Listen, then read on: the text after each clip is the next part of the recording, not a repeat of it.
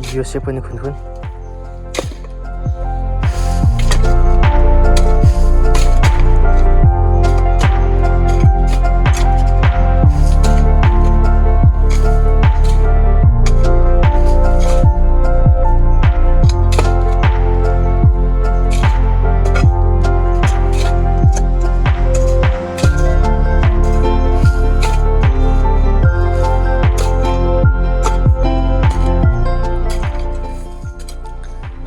ल है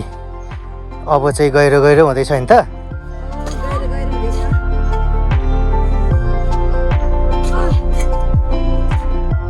यो काममा एकदम धेरै बल लागेको हुन्छ तीनजनाले भए पनि दुईजनाले पनि यो काम हामी गर्दैछौँ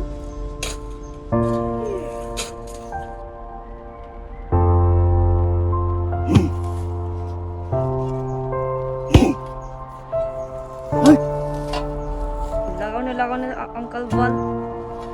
भक्कु हाल्नु भक्कु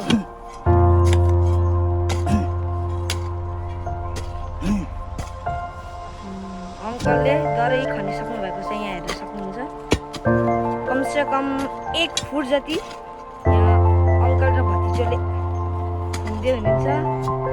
के छ त योसेफ मजा आइरहेछ काम गर्नु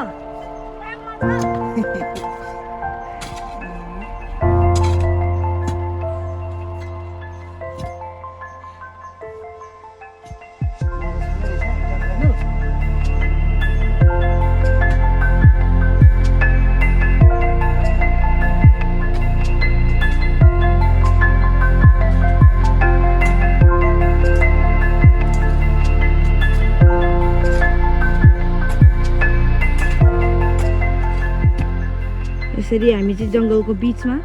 हाम्रो घर तलतिर हामीले यसरी खनेका छौँ खन्दै गर्दा परमेश्वरले हामीलाई सहायता दिनुभएको छ बल तागत